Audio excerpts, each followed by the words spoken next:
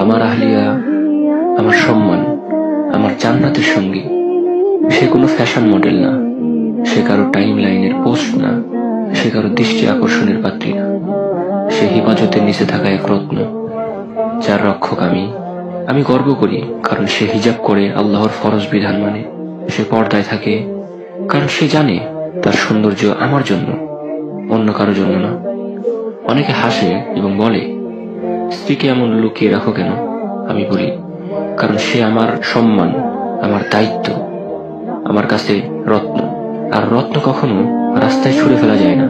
রাসূলুল্লাহ সাল্লাল্লাহু আলাইহি ওয়াসাল্লাম বলেন, তোমাদের প্রত্যেকে রক্ষক, আর প্রত্যেককে তার দায়িত্ব সম্পর্কে প্রশ্ন করা হবে। আমি সেই রক্ষক আর সে আমার রক্ষিতা।